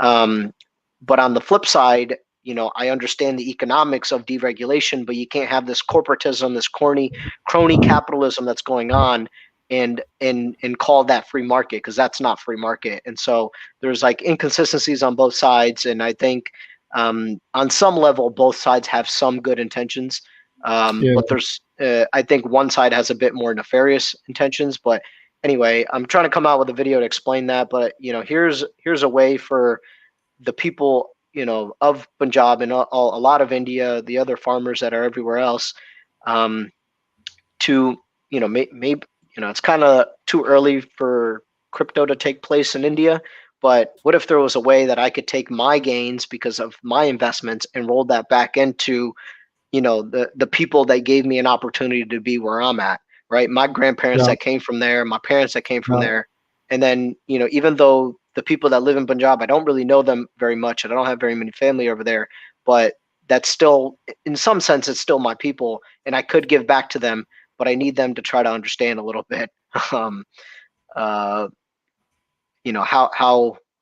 economics really works. David Feeder asked, did India finally relax on crypto laws?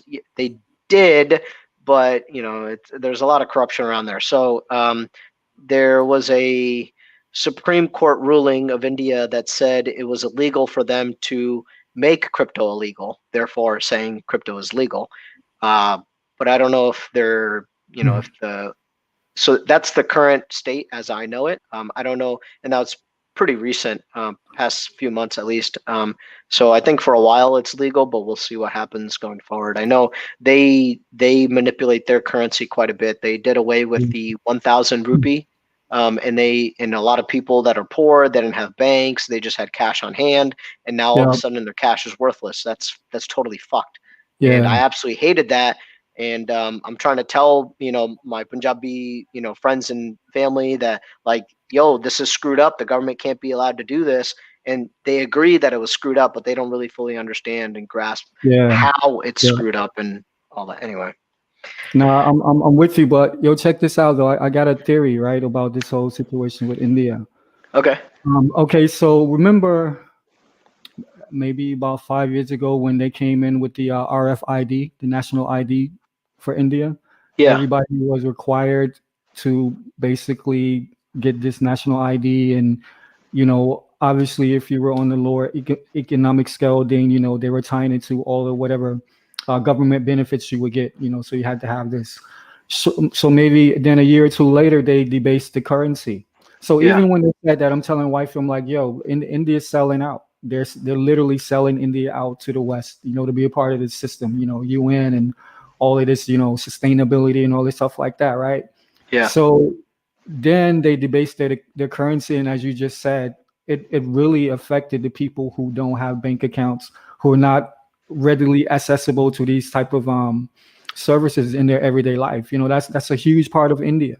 So immediately they ensured that a bunch of people, percentage wise, was going to fall beneath what was already like even more poverty. Yeah, you know what I'm saying, like 100%. So this is all so they could be a part of this global game. This is what they did. So now what they're doing with this cryptocurrency, they've been going back and forth like with these scare tactics. Oh, you can't trade crypto, shut down the exchanges, whatever. We're gonna fucking, rule it out. And then I think the government came in, the courts came in and decided that, nah, you guys can't do that. You actually are breaking the law when you're telling people that they can't trade this currency or whatever. So what I realized in the background, we know that Ripple R3 is all over the world, and especially India. So, and not only that, ever since they come in with the national ID, they've been on blockchain technology. So I think it's very funny that on one hand they're telling, all of a sudden they're threatening that you can't do this with regards to selling crypto. At the same time, it's very difficult in India to attain gold, right? Right. So you can't get gold, and all of a sudden we're locking you out of the crypto game. So the two places where people who are paying attention could put their money, they've basically shut them out of the gold, and they're threatening crypto to where people are not even interested in doing it. People who really have money. So the way I see it, what's going to happen is they already know that crypto is the game, because there's actually a bank out of England. This came out a couple of weeks back. They're opening up like 20 to 30 some branches in all over India, specifically having departments like directly related to blockchain and cryptocurrency, right? So at the same time, they're telling all these people that you can't buy this cryptocurrency. They're setting up the infrastructure in order to do business internationally, cross-border with cryptocurrency. So my point is, what I see is that they're forcing people to keep their monies in the bank. They're shutting off all of the outlet ramps and shit. So you can't actually invest your money into something sound. You have to keep it in fiat currency. And so when, obviously we understand that this global economy is being led down this path of implosion by design. So what they're going to do is making sure that they're trying to take away more freedoms, because finances are freedom in this reality that we exist, right? So that's my, the long and the short. That's kind of what I see going on over there. Because, even I tried to speak to my father-in-law about this as well, just letting him know, like, hey, this is what's going on. You might want to, try to diversify your portfolio, whatever, but I think that's something that's happening, not just in India, but all over. You're seeing this same type dynamic set up where, people can't travel internationally. The whole means of how we were doing business and, moving money for the past 75 years, they just shut it down. Yeah. And they never really came, still till date, they haven't really come with any solution except for more regulations, more rules, more laws that essentially take more freedoms away from us, right? Yeah. So, that's why I think, again, a product like HEX can be very, very significant in these times, if nothing else, for stability. And what I'm really, really hoping, let me just get to my main thing, like number one on my list, more than anything, I'm hoping literally to go beyond, like, to start these chats is like a fertile ground, right? You know what I'm saying? So brothers like me and you, brothers like, over at Discourse or whatever, you know what I'm saying? And all of these cats, you know what I'm saying? Motley, all these cats that have, I've heard from and influenced me one way or the other, I really hope that moving forward that we can make this more than just an online thing.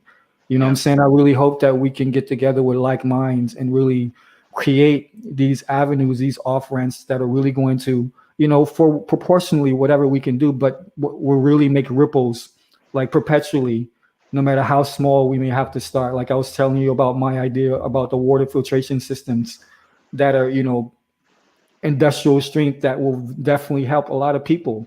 You know what I'm saying? In some of these places like that. So that's my number one thing more than anything. I really want to build with people, like generational, hopefully we'll have generational wealth, but more than a generational wealth, I hope that we can actually create institutions that counteract these institutions that protrude our lives right now, that don't have our best benefit at heart. Yeah, no, that's a very interesting take, and I tend to agree with you because I know how they manipulate money, and there's definitely a purpose, and they're probably going to try to make fiat illegal, or not illegal, but just stop printing it.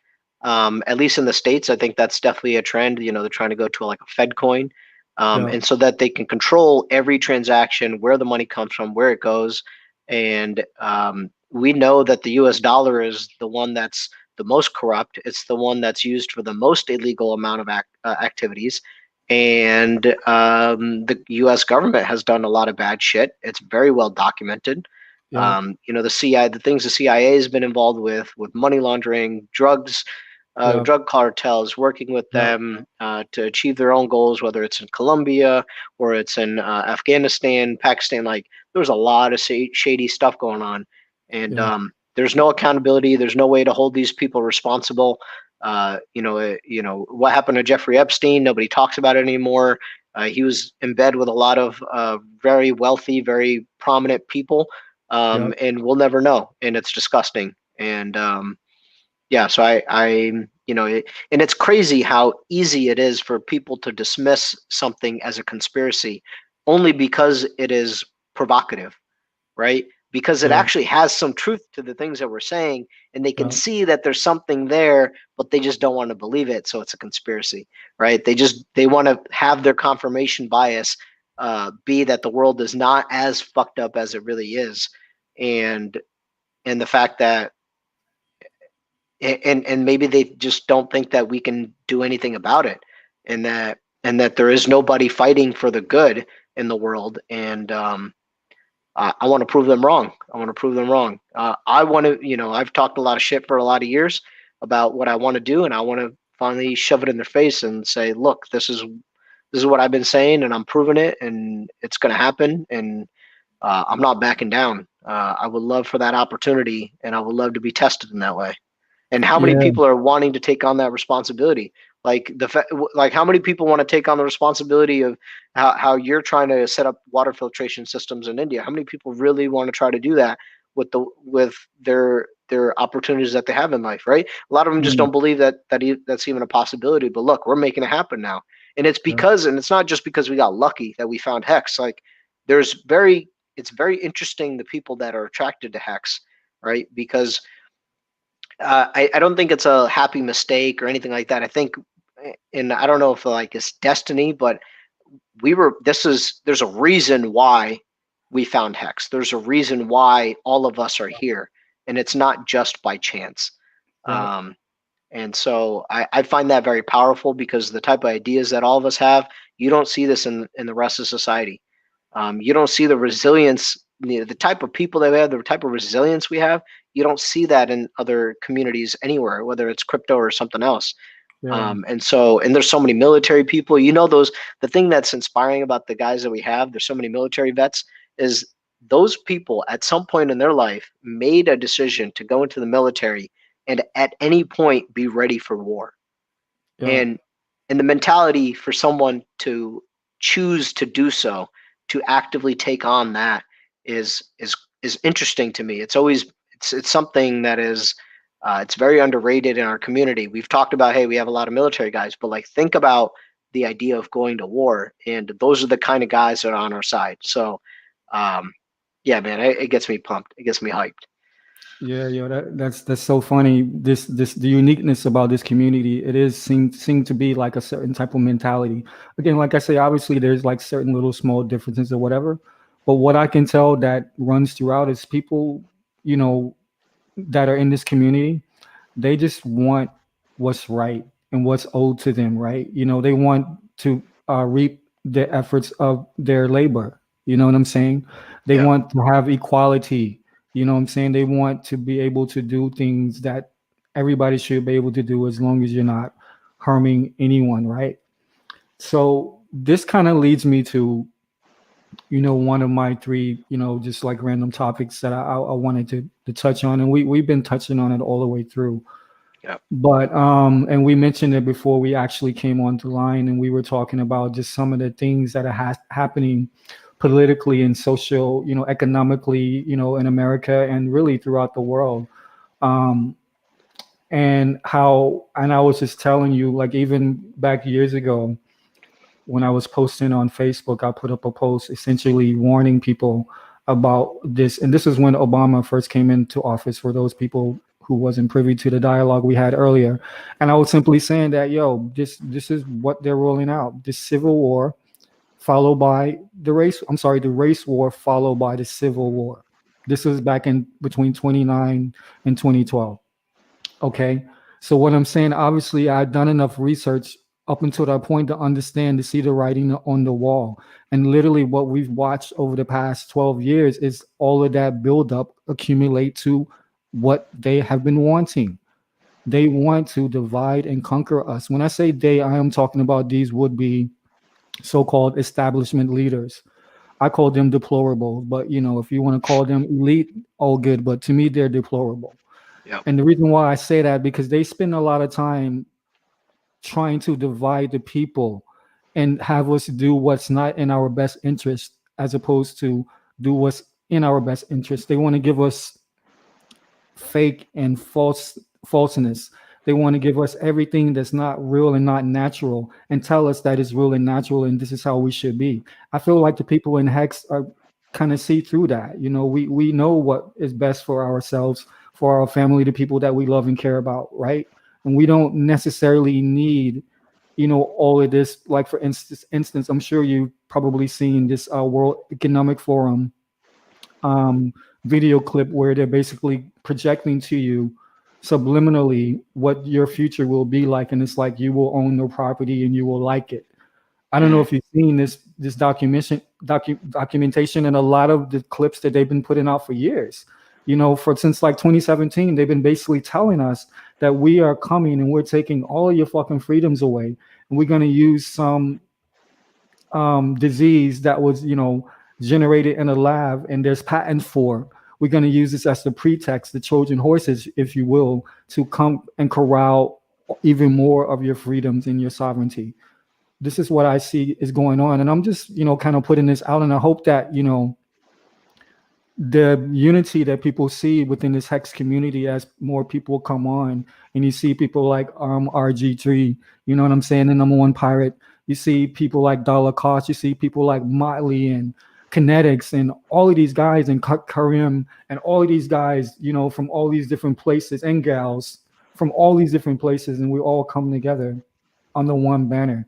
There's no beef, there's no ego. I've been in the background for a while, you know what I'm saying? And I've been just watching, everybody's cool, you know what I'm saying? And everybody stays on point with the message. Nobody's trying to, even compare Hex to anything. We're only talking about Hex, and we only really speak outside of that when we have people with agendas that want to come and throw dirt on Hex, knowing that they're basically doing this to uplift their product, right? We see a lot of that. So other than that, I don't see the Hex community, really talking about anything outside of Hex, and that's really unique. You know what I'm saying? Yeah. Yeah, I agree with you a lot on it's the people that come up with these rules are not the ones following the same rules, and so we've seen that happen on more than a number of occasions, and it happens throughout history over and over and over again, and that signals distrust for me. And but it's interesting how easily people can be corralled or manipulated or convinced of some other idea. And I mentioned guilt being a very powerful tool that these people use that are in positions of power that I don't think they deserve it. And they use guilt in very manipulative ways, and it's subtle. You almost don't even see it coming, and then when you feel bad about yourself, you're willing to do a lot of very bad things. And something I like to think about is the people that we think to be evil in history, or the people that we think to have done a lot of evil. They probably didn't think, if you had asked them before they did anything that they did, that if they were capable of that, they would probably be like, no, absolutely not. But in hindsight, you can see how, it's easy for us to judge them as being evil, but when they're living in their life, in their little bubble, in their time period, the things, whether it's the communist regimes that have existed, or if you want to talk about Nazi Germany and things like that, the people that were doing those evil things, they didn't really think they were doing the wrong thing. Not a lot of them did not think that. They thought they were doing the right thing. They believed whatever they were believing, and it's disgusting how we almost try to remove ourselves from them, but they were no more or less the people that we are today, or that we could become at any moment. And I think it's very hard to guard against that, but we have to acknowledge that. And I think, sometimes I talk to people and they're like, oh yeah, but that'll never happen in America. And that's exactly when it happens, right? It's a very slippery slope. And yeah, I just don't know how to drive that message home. But I think people, they just want, just tell me what you want me to do, right? Like that's the kind of mentality that they have.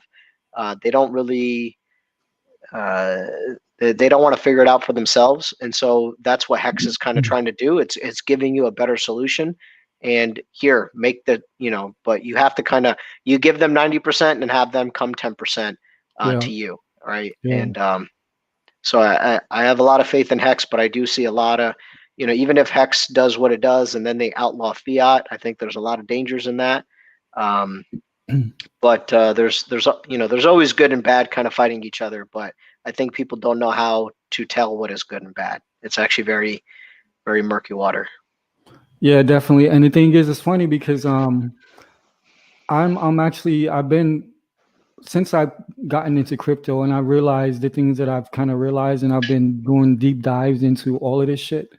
I've been starting to put out a bit of documentation to cover what kind of I've unraveled, so to speak. So, I've been putting together this series called Crypto Cult, Dark Side of the Moon, the Digital Asset Trojan Horse. And I got to tell you, I was mentioning this before, like how I've gotten so much pushback already on YouTube.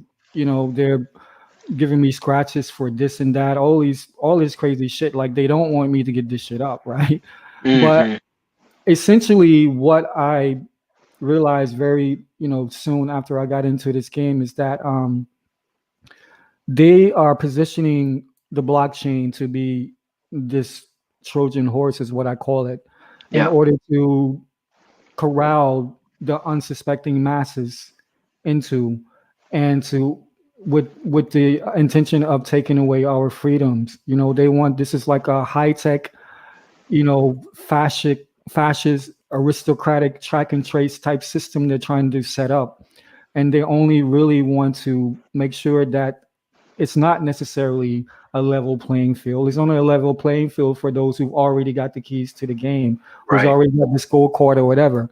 So my whole point is, through this whole process of making these little installments and stuff like that, I'm just showing people that these people we call elite, they speak in a language that is like hidden in plain sight.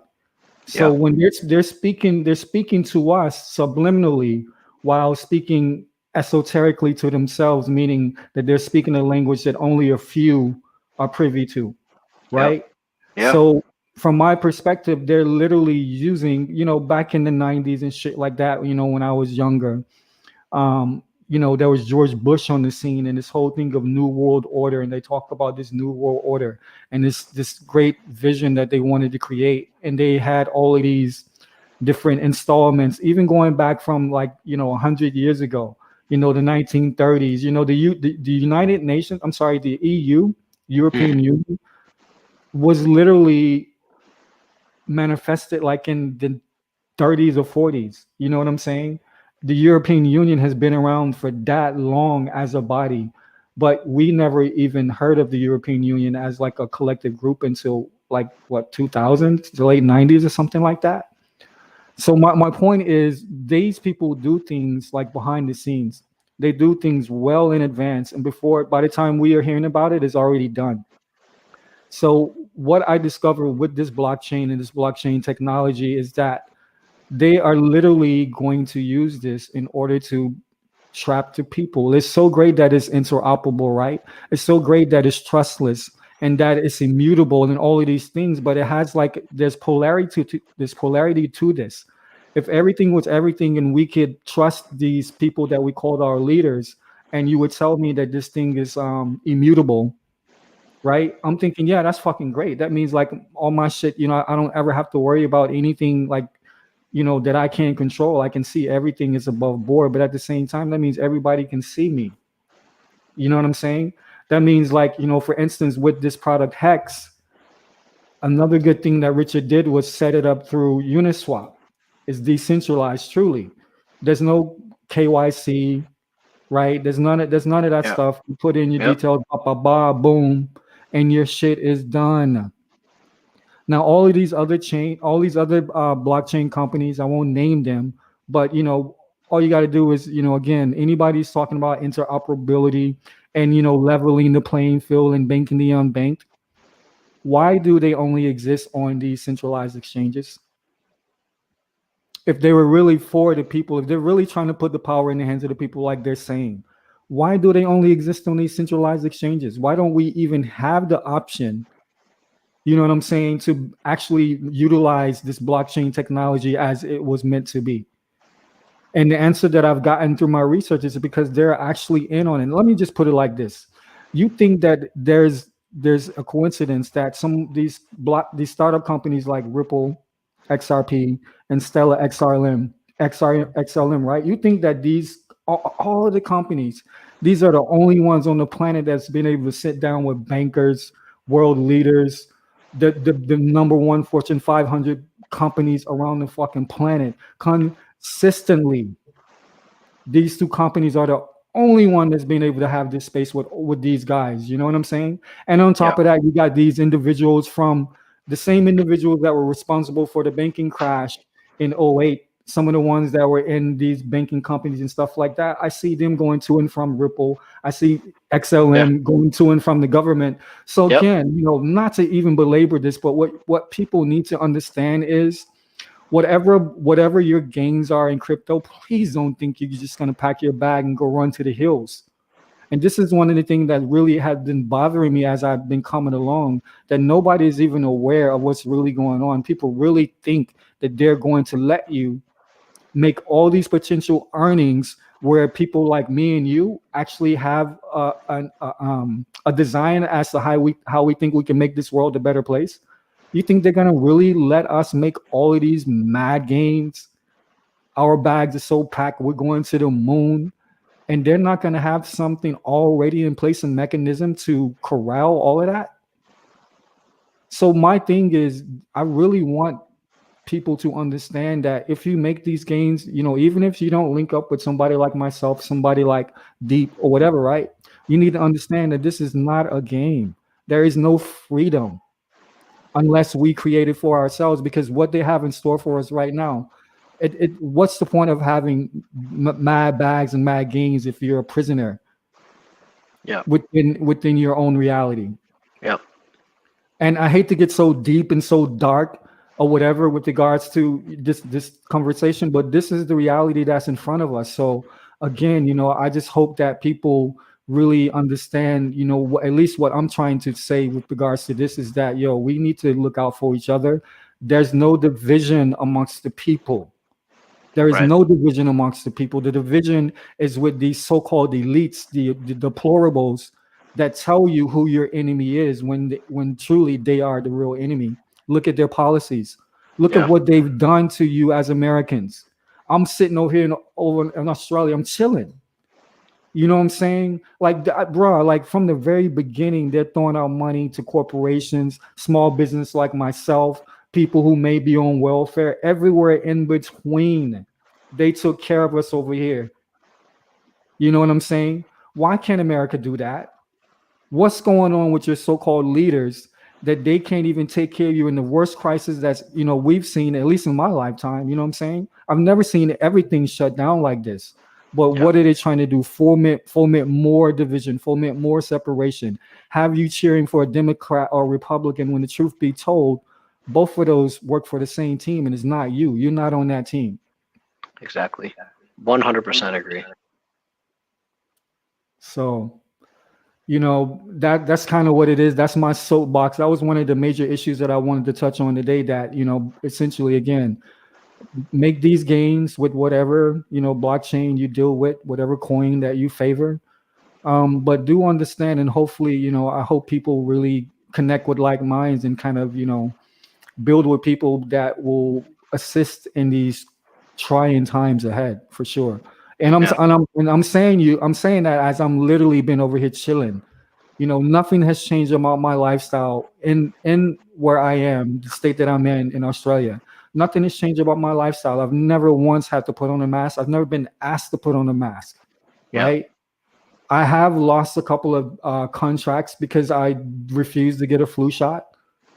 You know what I'm saying? But other than that, my life has been the same. And I'm saying that that's what America should be, the land of the free, the home of the brave, who has more resources and creativity than most any other place on the planet. And this is what America has dissolved into. So, Yeah, but it's also just not the powers that be. It's also responsibility of the people to, Definitely. And so I don't want to give them a pass either, because there's a lot of people that support the powers that be, and maybe they were manipulated, or maybe they were already in line with that type of thinking. I don't know. It could be a little bit of both, but I think people need to be held accountable and responsible. And I think that's one thing Hex really does is you're the network, you make your own coins, you end your own, you do your end stake, you do, you stake your own coins, you do everything, and no one else is in charge. Funding Jim. Gary, what's going on, man? Yeah, it's funny. Let me just real quick. I actually been thinking about funding Jim this entire time. I just couldn't think of his name, but I've paid a lot of attention to you, funding Jim, bro. I love your stuff. You know what I'm saying? And he's what I was thinking about when I'm talking about these focus groups. And people who really have like a clear vision as to what this product is and all the possibilities. I didn't mean to interrupt you. Go ahead, but shout out. No. I agree with you. Gary has a lot of good, he goes on these long-winded rants too, but he has a lot of good stuff. He has a lot of good things to say, and I always listen in. So very much appreciated. He actually has, he's started another Telegram channel for the people that are more dedicated to developing businesses and marketing around Hex. And so it's called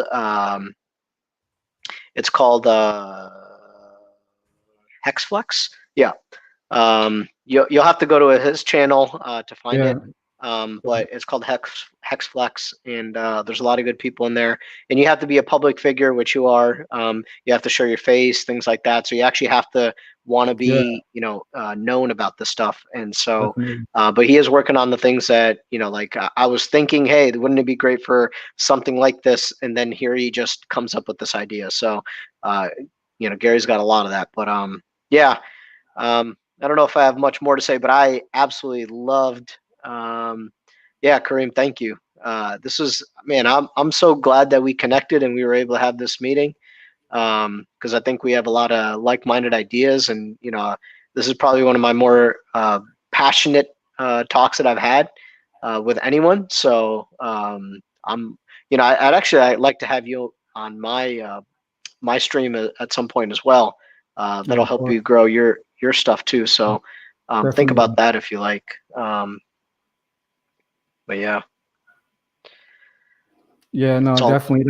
That's an easy one, yo. We got to keep this going. And shout out to everybody in the chat as well. As I was saying, this is literally my maiden voyage doing any type of broadcasting related to cryptocurrency. And it's only fitting that I did it with my boy Deep, and it's only fitting that we represent Hex. You know what I'm saying? So I'm really appreciative to meet all of you guys. Kareem, I see you. You know what I'm saying? Like I said, RG3 and all those boys, Kinetics, and the whole crew. Anybody that I'm forgetting, because I am.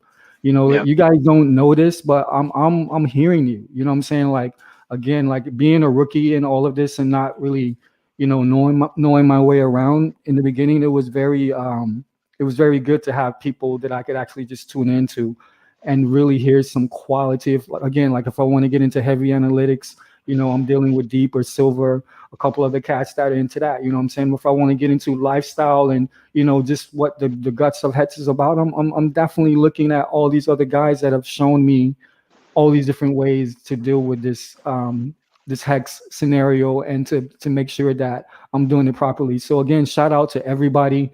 I know we got a little heavy towards the end, but we definitely love this product. And one thing that me and Yazdeep seem to have in common, we have a love for, balance and equity and reciprocity, right? So again, Hex is the perfect marriage, for that. And I really look forward to building with all you guys, like, not just through, the World Wide Web. I really want to link up I want to, yeah. As soon as this stuff's done, like, I don't know, I'm not trying to take this vaccine or nothing, but if there's a way for me to get out there, like, I'd like to come visit, and there's a lot of other places I'd like to go. So, yeah, man, I want to meet people in person, because I think that's where the magic happens.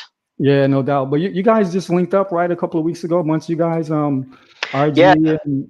Funny story. It wasn't really designed to be like a Hex meetup. It was I was actually catching a flight to go back home for the holidays, and I reached out to Vince, and we were like, hey, let's get some food before I have my flight. And then I was like, hey, I know RG's kind of nearby. Let me hit him up too. And then we were like, hey, well, RG's coming. And then I was on a stream with Dollar Cost. I was like, hey, I know you're somewhere in California, and he was nowhere nearby, but he made the trip down too. And then we had Brizology. He's somewhat local, and so, like, it just became a meetup, but it wasn't designed that way. It was just because I had a flight to catch. Yeah, that's lovely, bro. I love that. Kareem, thank you, bro. Spontaneous spur of the moment hook up. That's the best. It worked out great, because then I started seeing all these posts on Twitter. I'm like, what's going on? What is this Hex meetup or a Hex conference or something? And I see my photo in there, and I'm like, oh, that's. I thought we were just sending me off on my flight. Ooh, that's what's up. Cool. Well, yeah, brother, we'll have to do this again for sure, man. I appreciate you going on my maiden voyage with me. Yeah. And shout out to the Hexicans and Hex Nation all day. Love the energy, love the support, and we're gonna keep this moving for sure. Yeah, let's try to do this before Christmas. I think it'd be a good time, because the type of vibe we have, the type of things that we like to talk about, I think it's really good for the holiday season, to give a little bit of hope and inspiration, just not just for Hex, but just in general, what's the next after Hex kind of thing. So I'd like to do that again. Definitely, for sure. No doubt. Well, I guess we will bid adieu for this inaugural session of Black Dot Chronicles and the Psychology of HEX. It's deep, bro. It's been real. I appreciate it. And I can't wait to get on this next session with you for sure. Absolutely. All right, Hex Nation. See you, everybody. All right, take it light, Hex Nation, Hexicans. We rule. Out.